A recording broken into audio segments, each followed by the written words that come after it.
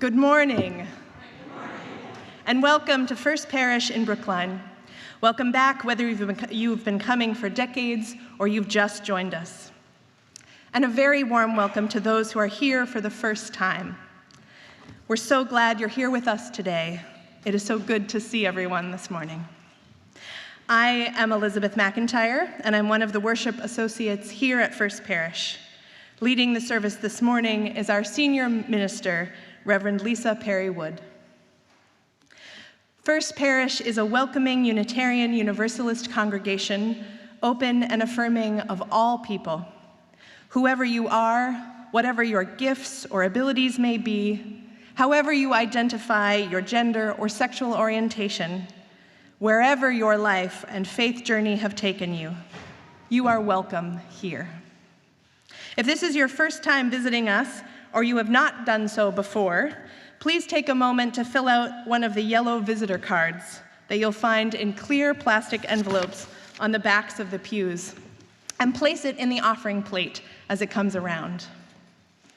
After the service, everyone is warmly invited to join us for conversation and refreshments through this door to my left to Lion Chapel.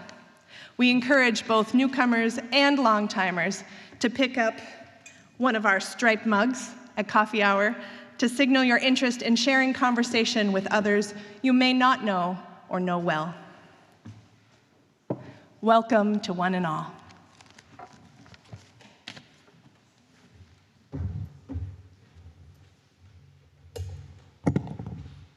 Good morning. Good morning. It's so good to see all of you. This morning, we heard the sounding of the shofar, blown very non-traditionally by a woman, my wife Zoe, who is not Jewish but is an experienced trombonist.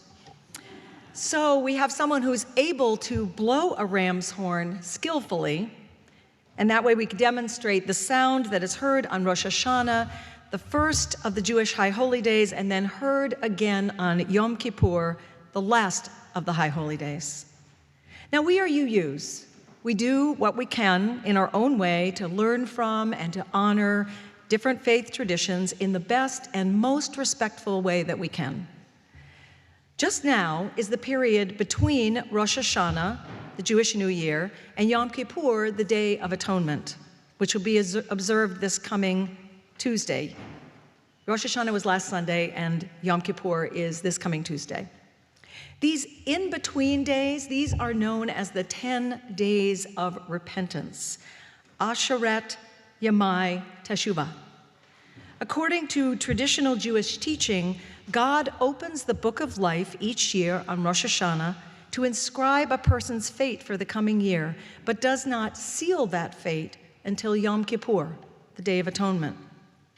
These 10 days of repentance give observant Jews the opportunity to atone, to say they're sorry for things they did in the past year, and to ask for forgiveness, to set things right through the practice of teshuvah, or return.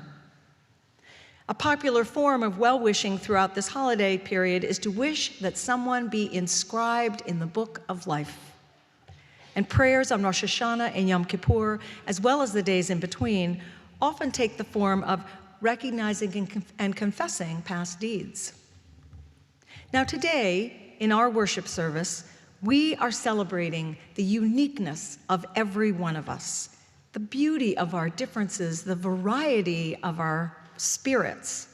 Today's theme is inspired more by a recent secular holiday, National Coming Out Day, which is this Friday, October 11th.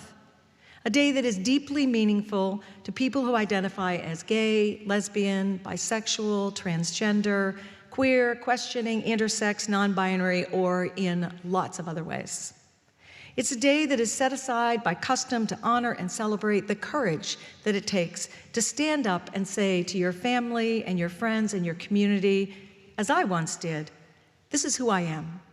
I'm gay, I'm a lesbian, I love women, especially one woman, a trombonist, and I am proud of who I am. So this day, in our own way, we'll celebrate ourselves and each other in all our wild and precious diversity. And then later this month, we'll observe our own UU version of atonement. In a couple of weeks, we'll have a worship service of forgiveness, of setting things right. I hope you'll join us for that. We'll have more than 10 days in between, it's true. We do things in our own way here. But in those days, some of us might choose to consider from whom we might ask forgiveness for those misdeeds, those missteps that we regret. Not so that we may be inscribed in the book of life, as beautiful as that sounds, but so that we can return to right relationship with ourselves and with others. May it be so. Amen. Blessed be. And now come, my dear friends, into this beloved and sacred space, and let us worship together. And now we're, hold on. There we go. And now we're about to sing our opening hymn. And we always ask you to rise as you are willing and able, because we know that standing is not always easy or possible for some of us. We also know that many of you enjoy moving while you sing. That's me. Especially with some of the very cool and hopefully familiar songs that we're going to sing or hear the choir sing this morning. We invite you to move with the music, to sing along, to dance, to bop along with all of the songs that we sing today. Just join in however you want. So we're going to begin by singing our opening hymn, which is "This Little Light of Mine." Please rise as you are willing and able.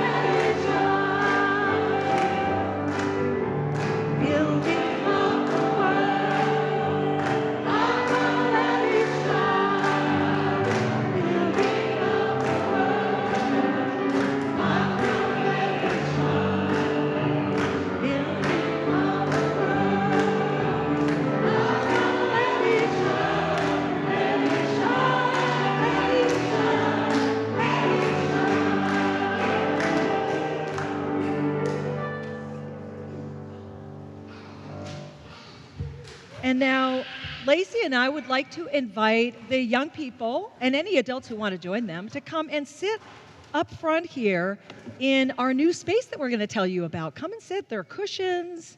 There are rugs. Make yourselves comfortable. And again, any parents or other adults who want to come sit up here, just feel free to join us. At this time, I would like to invite members of the Neighboring Faiths class to come forward to light the chalice, symbol of our Unitarian Universalist faith the world over. As they light the chalice, please join me in our unison affirmation printed in your order of service, in English and then in Spanish. No, there are others. Just stand there.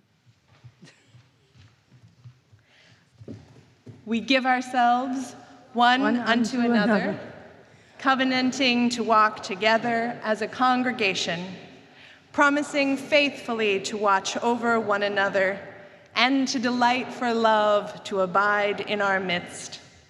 Nos entregamos y nos comprometemos a caminar juntos como congregación, prometiendo con mucha fe cuidarnos mutuamente y deleitarnos en el amor que permanecerá entre nosotros. Each week, we also light 2 candles of peace and hope, each candle representing a different place on earth that we want to lift up and remember this morning as a sacred encounter with the world. Today, we remember 2 places that we especially hold close in this service and through the week ahead. After each of these candles is lit, we will speak the words for peace in English, Arabic, and Hebrew. Peace, salam, shalom. Our first candle is lit for Hong Kong, where protests have been ongoing since June as activists demand full democracy and an inquiry into police actions, which have become increasingly violent in recent weeks. Peace, salam, shalom. Our candle of hope is lit for the cities and towns around the world where crowds of all sizes and people of all ages marched in support of climate justice 2 weeks ago, inspired by the words of Greta Thunberg and the voices of many other young people. Peace, salam, shalom. Thank you, Elizabeth. So, Lacey, I get very excited about this idea of having the young people come up here. So, let's talk about that. Right. Oops. Good morning, all. All right, again. Good morning, all. Good morning. Good morning, y'all. All right, so let's start by what is different about today? What seems different to you today about church? You are all sitting on the floor. That is correct. What else? Jonas? There are more rugs and there are pillows. Okay. Do you think, does anyone expect that you will be going to class today? No class today, right. So there are a few Sundays in the course of our year when we all stay in church together. And this is one of those. And you all are very astute to observe that there are some changes in our physical space. What do you think that could mean? You're staying here. You are being invited to stay in the sanctuary in this space instead of having necessarily sit in a pew. So let's talk about why we came up with this idea, because this is an idea that Lacey and I came up with together. I heard about it. I heard about other churches doing this. Why do you think it might be a good idea for young people to be able to sit up front for as much of the service as they want to? What could be good about that for you? Yes. You can see better. That's basically, right? That's one thing. You can see better and you're closer to what's going on. Did you have another thought? It's the same with hers. And you can probably hear better too, right? So you can see better, you can hear better. And the other thing is, if Lacey and I want to do something like tell a story, which we are going to be doing later today, we could get some volunteers, right? Because you'd be right here. Who likes to help play a story? Yeah, I know a few of you like to do that. Great. Well, we'll be looking for volunteers later. So you all are welcome for the rest of our service and other services, maybe, when you come into this space. This space is set up for you to be in the space. So there are more rugs so that you don't have to sit on the ground. And there are cushions and other things to sit on if you need. And then along the back, which you all can't see right now, there are things available for you to kind of use during worship in this space so that you can, there are some things that you could color and other things that you can use during church to sort of stay engaged. So the other thing, the reason why we are doing this change is because we actually want you to have a more full experience of worship. And we want you to be able not just to hear and to participate, but to really get a sense of what's happening. And so not only do we want to invite you into the space, but we want to invite you to tell us, like, what's cool about this idea and what's not, so that we can keep making sure that worship is good for you and that you want to be here, that you want to be in church, that you want to be in worship, that you want to be here more broadly and not just in class. Any questions? So it's not a rule that you have to come and sit up front here on the rug. It's an invitation. We want to make this an invitation. Any week that Lacey and I are here, if we have a guest minister, I'm sure they would be fine with it. We'll let them know.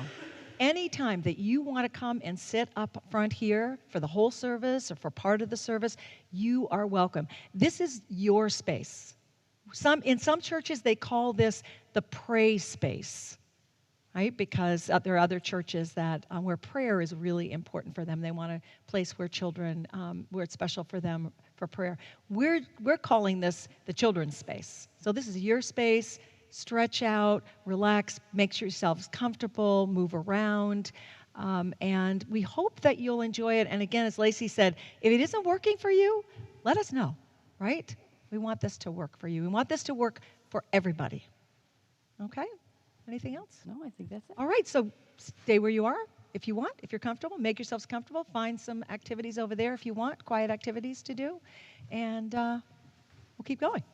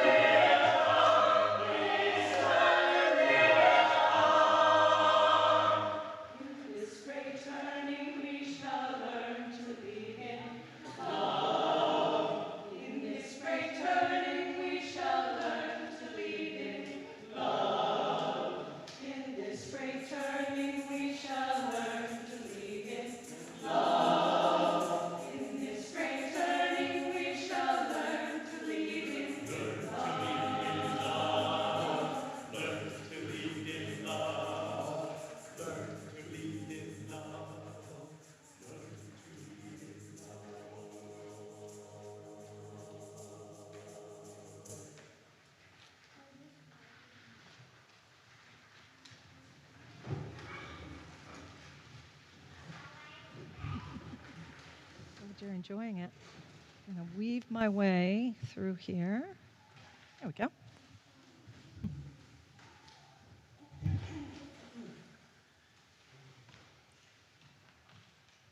So, this is the time of the year that we bless our religious exploration teachers, and we're going to begin by inviting them to join us. Any religious exploration teachers, please come up.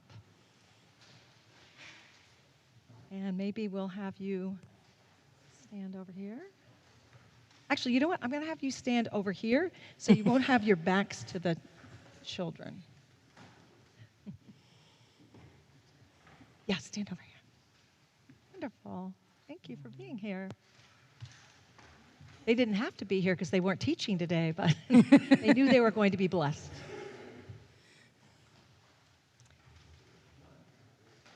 I start, right? Yep. Seed pods require care, nutrients, and most of all, they demand time. When is the last time that any of us have dug a hole, dropped a seed in, and the next day a beautiful and mature tree was in its place? Things just don't happen that way. Seeds must be watered and grow roots. They must be developed and stabilized. A harvest cannot be reaped if a seed is never sown. Our children and young people are the greatest biodiversity of our world. And our teachers serve as the tenders and fertilizers of a mighty forest that brings fresh air and new beauty to our world. As they help our children grow, they also help all of us grow.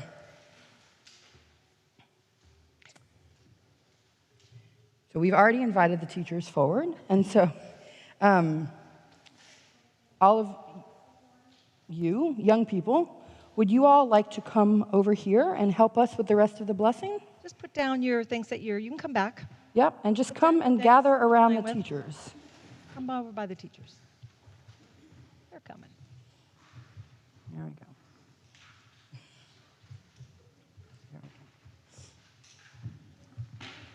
Just crowd in. Let's pretend like we like each other. Stand right in front of Just the in front. You can stand in front. We don't all have to be in a single line. They're probably a little See, taller than there are yours. people. Stand right in front of them. See, space in front, right there, right in front. See this hole? Right there. Go stand in that hole. There you go. All right.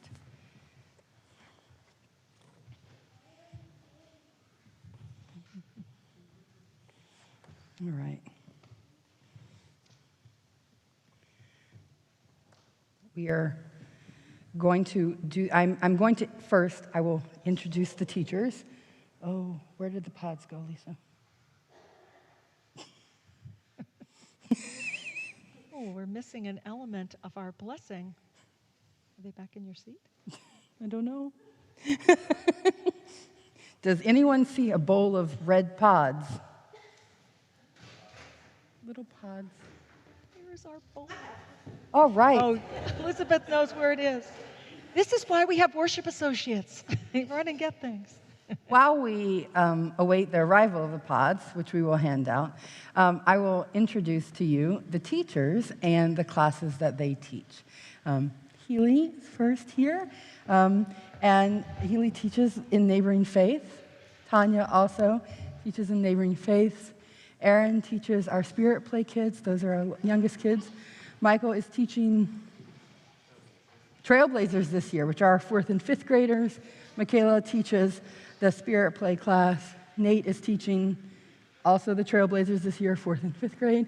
And Matt also is teaching the Pathfinders, which are 2nd and 3rd grade 3rd graders. We are going to, here we go. There we go. We have gone out into our own yard and found, I have no idea what these actually are. They're these tiny red seed pods that Bob Williams, yes. Okay, so Right. these are dogwood berries, which some of the Sangster children are allergic to, so they are not going to touch these at all. But would you be willing to pass one of these to each of the teachers? Thank you. The somewhat allergic berry pods are a symbol of the seeds that we are entrusting to our teachers. And teachers, through your hands, we create promise for tomorrow. Thank you. And now we have a responsive blessing, and I'm going to ask you all to rise in body or in spirit as Lacey and I lead you in this responsive blessing. Reverend Lisa will say the first line, and then I will respond to that line, and you will repeat what I say. Okay? In this beloved calling of care and challenge, We honor and commission our teachers. may your classes be filled with joy and nourish your spirit. May your classes be places of growth and connection. And now, all of the young people, we need your help with this part, okay? Please repeat after me and Lacey. May we all grow in love. May we all be brave and bold. May we all have joy as we learn together. And let's all say, may it be so. May it be so. Amen. Thank you, everybody. You can go back to where you were sitting.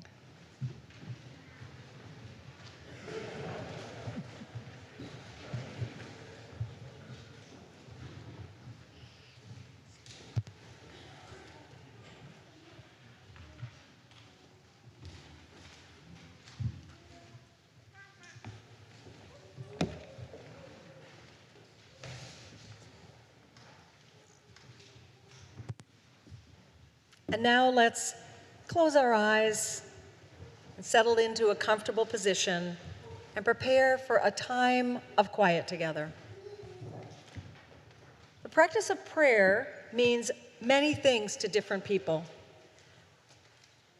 Prayer can be a kind of quiet asking. It may be a way of connecting to something outside of or bigger than ourselves. Some of us might pray to a god or gods or even goddesses. Some pray to a spirit or energy greater than ourselves. Some of us might not ever pray, instead sitting quietly in meditation, just letting the stillness calm us and bring us peace. Prayer might be a very familiar practice for some of you, or it might seem strange or even uncomfortable.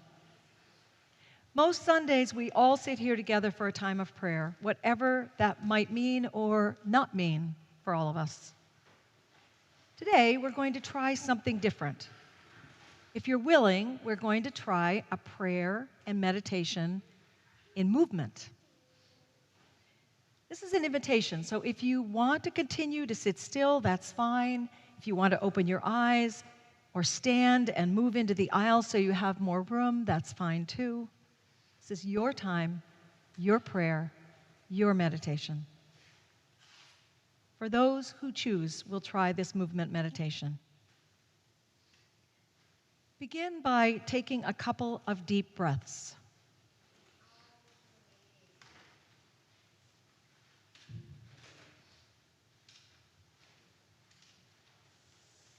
And now, as you're sitting comfortably, begin shaking out your hands as if you were flinging water off your fingertips. Now deepen your breath slightly as you do that.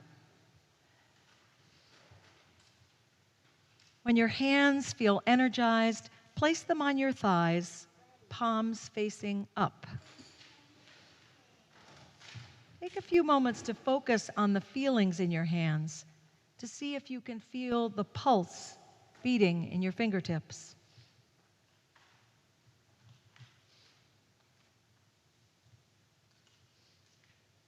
As your breath deepens, see if you can feel your breathing in your belly. You can put a hand there if you like.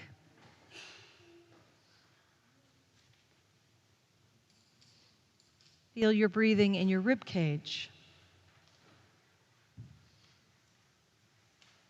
in your upper chest,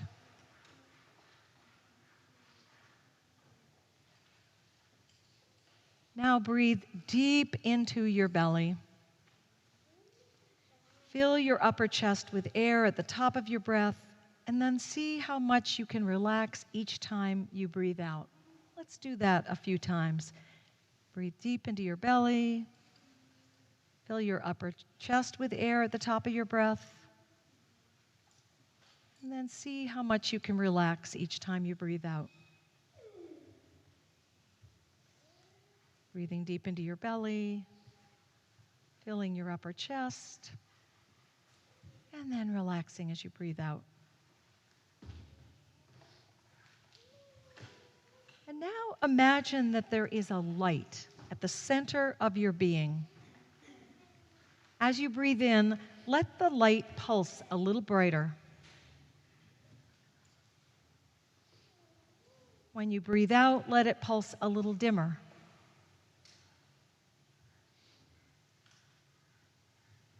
Keep going that way. You can even give that a temperature, warm or cool, or choose a color for each of the sensations in your belly. Breathing in, breathing out.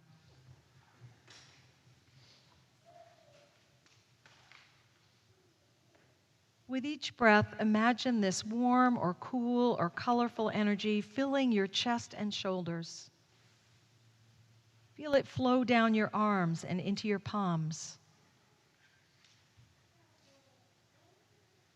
Notice light and warmth filling your chest, your rib cage, your arms, your hands. And now rest your awareness in and around your hands. Feel the air touching your palms, your fingers, your thumbs. Feel the outline of your hands and the space between your fingers. And when you're ready, gently lift your hands off your body just enough to release them in the air.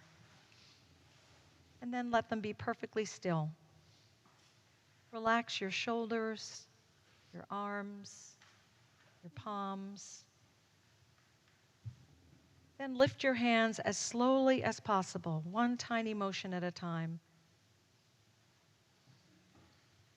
Feeling the smallest movement in your awareness as you continue to lift your hands. See how much you can slow down, imagining that molecules like little beads of air are rolling between your fingers. See if you can slow the motion down so much that your hands feel like they're moving by themselves. When it feels right, turn your palms toward each other, and as your hands come together, pulse them ever so slowly. Imagine, if you can feel the edges of the energy between your hands. You may feel as if you're holding a ball of pulsing energy, or as if your hands were opposite poles of a magnet.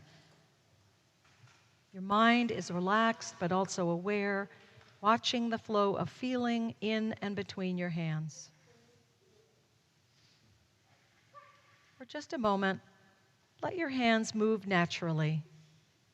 And let your mind watch the smallest details of feeling.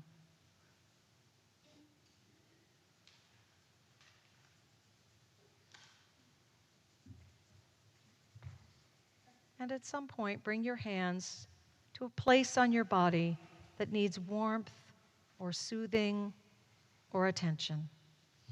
And we'll just stay there for a moment.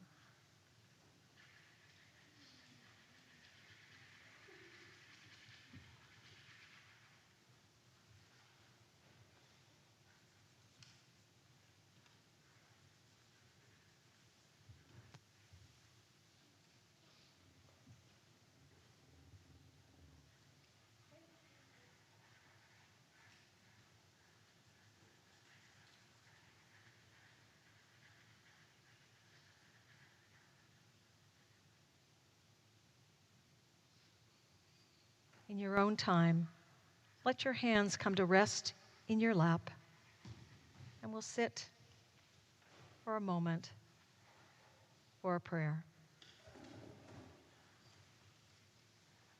Spirit of life and love, bless this gathering.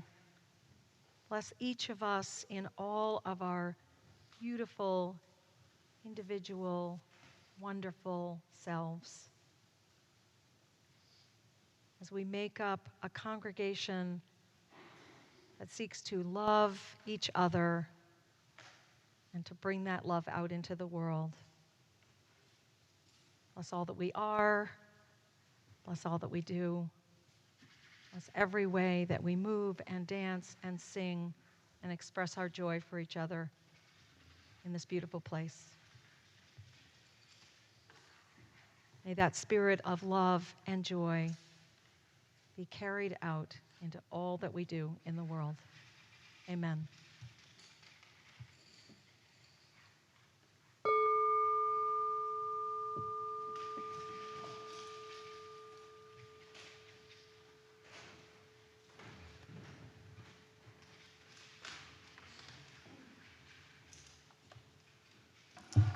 The offering will now be gratefully received. If you are visiting First Parish for the first time today, please feel free to let the basket pass you by. We are so glad to have you with us.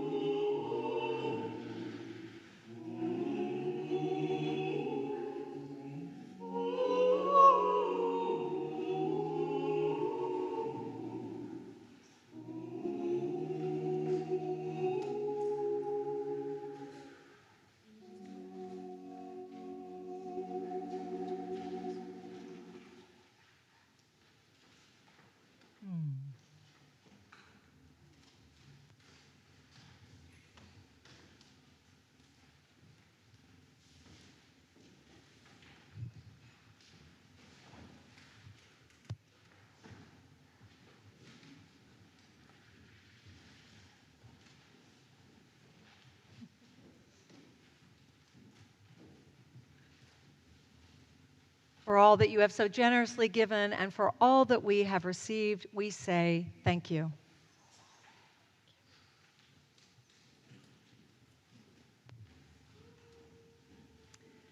So, we have a story to tell this morning, and I have some helpers. Elizabeth and Lacey and Judd are going to help me tell the story, and then I'm going to need some helpers among those people who said that they like to volunteer to help tell stories. So think about if you'd like to volunteer. Get my helpers up here. All right. Here, we could stand here. Oh, and you've got the mic.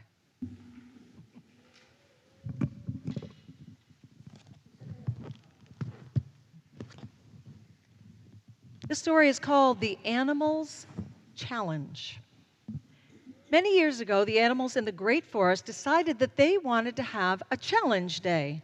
They thought it would be fun to have a day to try a lot of different challenges and just see what each of them could do. So they set up a course with different challenges. One for swimming, running, flying, and climbing. All the animals wanted to try all of the challenges, just to see if they could do them. They were all very excited. Well, here's what happened, and this is where I'm going to need the volunteers. Here's what happened. The ducks, where are the ducks? Come right up here. Come up here. Marley's going to hold the duck up. There we go. The ducks were excellent in swimming. Show how the ducks would be swimming. Excellent, thank you. In fact, the ducks were better swimmers than any of the other animals, but some of the ducks found flying really hard, and none of them were able to run very well. They were a little disappointed, but they were happy that swimming was for them. You can hold that up again. Swimming was for them because they loved the water, and once they were in the water, that's where they stayed. Thank you so much, ducks. You can move a little bit. No, just stay there, but move a little bit to the side. That's good. In running, the rabbits, all right, I need some rabbits. That's okay. Hold it up high. All right, nice.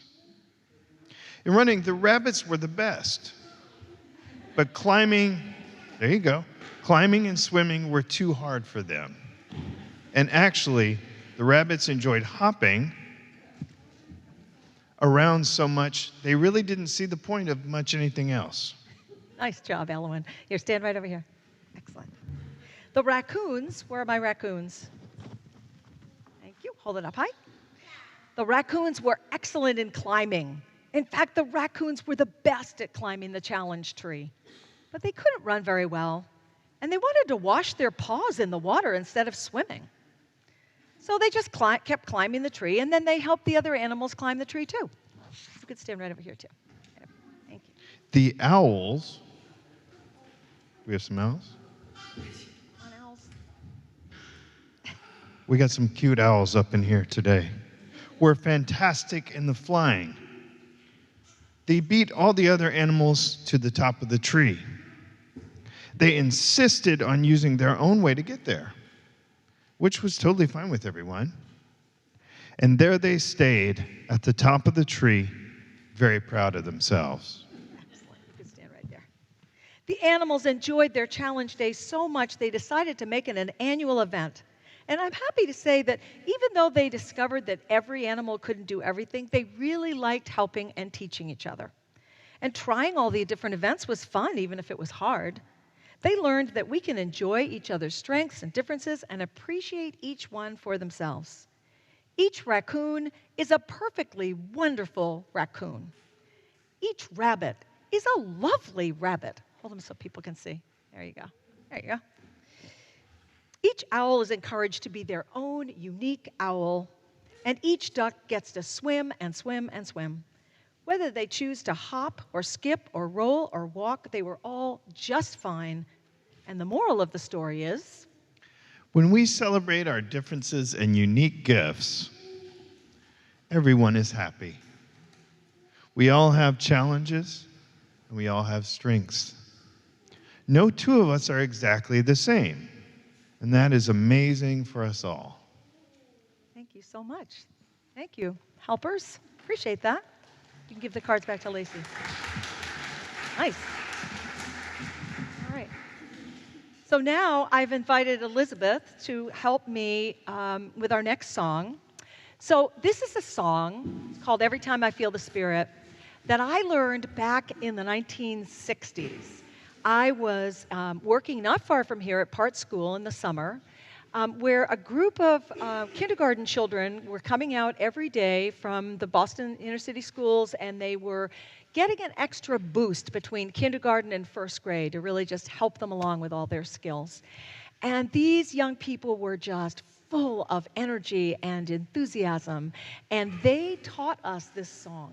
And they taught us this song with so much energy and so much spirit that that's the way I learned to sing it, and that's the way I would love to sing it today. So Elizabeth is going to help me sing it the way I learned, and then we're going to invite you to stand and join us in singing it as well. Ready?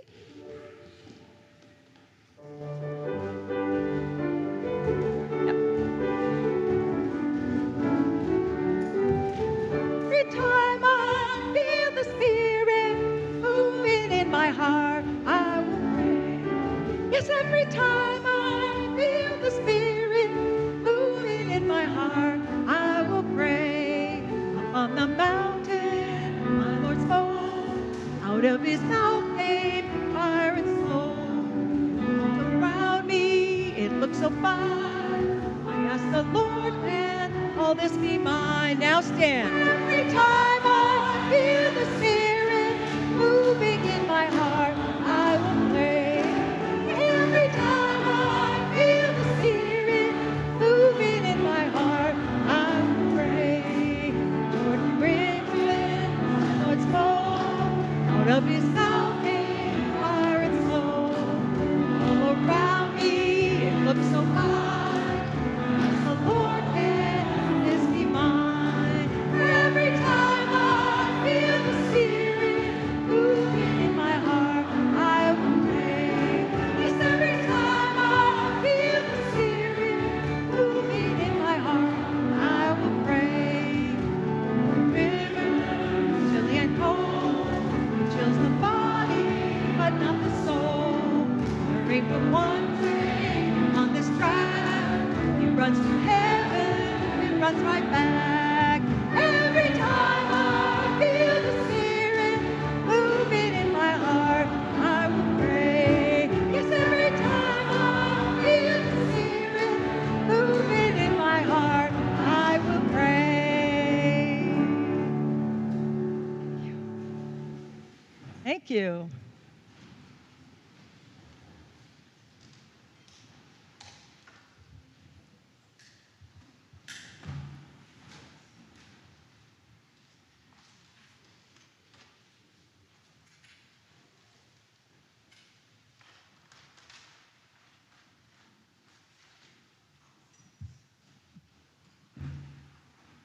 Right. The story of the Animals Challenge reminds me of all those times when I or my children or other people I care about have thought or felt like they were just wrong somehow. Have any of you ever felt that way? Like you were just wrong, like the wrong body, the wrong place, the wrong person? Like your body wasn't strong enough, or it was too big, or it was too small, or you weren't able to do something other people could do. Or maybe you weren't good with numbers or writing, or something that other people seemed to do easily, like running or swimming or climbing, was really hard for you. Who here has ever felt like that? Something was just really hard for you. Yeah, I think pretty much everybody has felt that way. It feels hard, and sometimes that could make us sad or frustrated or even mad, right? It's good to remember that pretty much everyone has felt this way sometime in their lives. Lots of us were teased or made fun of or even bullied, and that's not right. It's not fair, and we should all work together to see if we can stop that happening. Kids might not know that adults, as they get older, they sometimes feel this way as our bodies age and we have problems with our health, and we just can't do all the things we used to do easily, even though sometimes other people our age can do those things. Things like walking or even standing or sitting for long periods of time, it can get painful and uncomfortable as you get older. And some people might need a cane or a walker or a wheelchair. Those can be helpful, but they can also make us feel a little uncomfortable about ourselves. The truth is, and this is what's so important, the truth is that every single one of us is different. Unless you're an identical twin, but even then you have different personalities and things that you like to do or eat or are good at. Every one of us, no matter what age we are, no matter what abilities we have or we don't have, no matter how our bodies look or whether we can sing beautifully like Elizabeth or are fantastic at storytelling like Lacey or are really good with computers like Judd or amazing at the piano like Keith, even if we can't do any of those things, we all have things that are special about us and wonderful, things that we get to celebrate. It might be something you can do, or it might be a kind of food or an animal or a place that you love. It could be a sport that you play, or maybe like me, you love reading, or the beach, or sunsets, or drawing and painting, or travel, or math and science. There are as many special, wonderful things about each of us as there are people. In fact, there are probably more. In a couple of minutes, we are going to make something together. Has anyone here ever heard of Tibetan prayer flags? A few people. Anybody here? Yeah, a few people up here have heard those. Well, I learned that people from the country of Tibet who follow Buddhism hang these colorful, decorated fabric squares outside so that their prayers are carried on the wind. They are many different colors, and they have different meanings that are meaningful in their religion. And I learned something else, too. You don't have to be a Buddhist to make or hang prayer flags. We can create our own prayers, our own good wishes for ourselves and for each other, and hang them right here to celebrate each of us and our community. They will be another kind of prayer and meditation in motion, just the way we had prayer and meditation in motion earlier. One that celebrates who we are as a community and as individuals. I also learned that there is a right way to hang up your prayer flags, as we're going to be doing in a few minutes. While you're stringing your flags up, wherever you choose to put them, it's important to keep good, generous, positive, peaceful thoughts in your mind, because that is the flag's true purpose, to spread positive blessings far and wide. So I'm going to ask you to just take a minute now, close your eyes just for a few seconds, and picture some things that are special about you. Your favorite thing to do, or to eat, or to play, or to see, or to have close to you, favorite place to go. Just picture one thing. I'm going to ask the young people to put down the things that you're playing with, because we're going to do something else in a minute. And see if you can think of one thing that's special about you.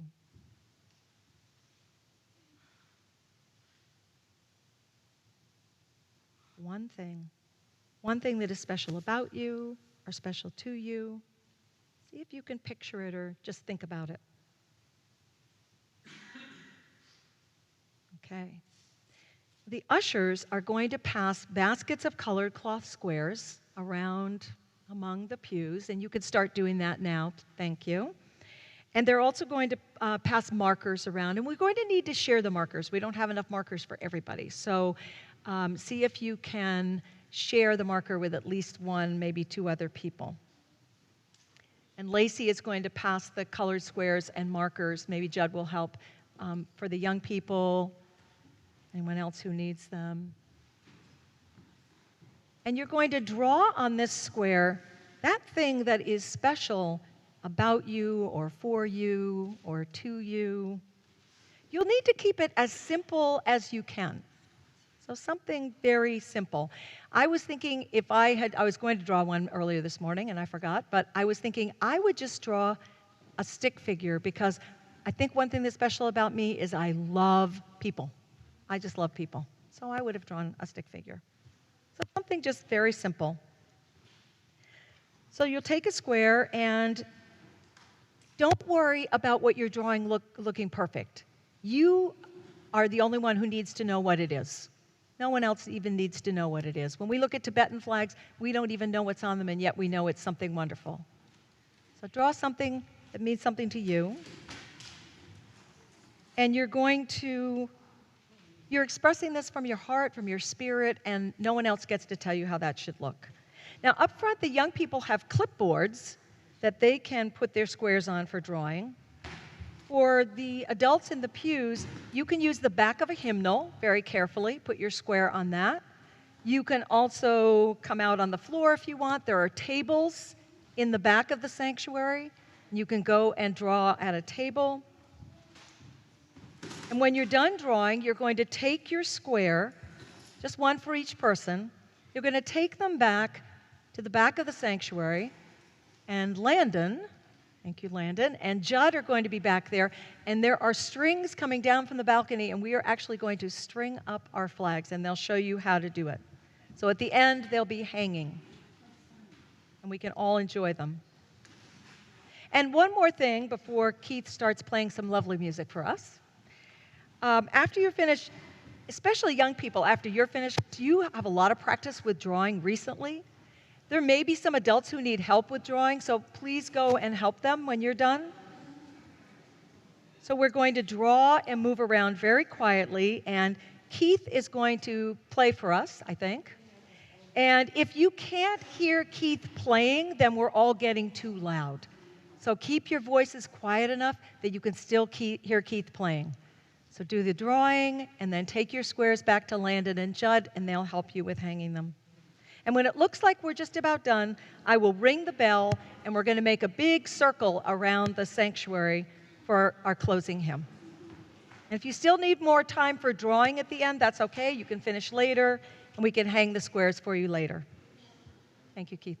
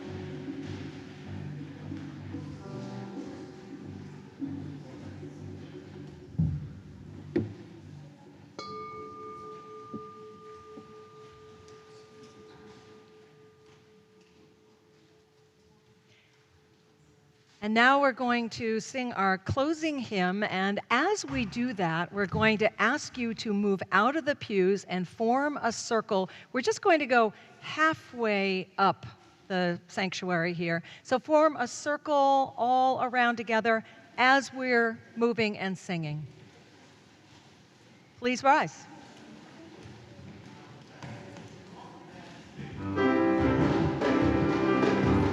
Stay right here.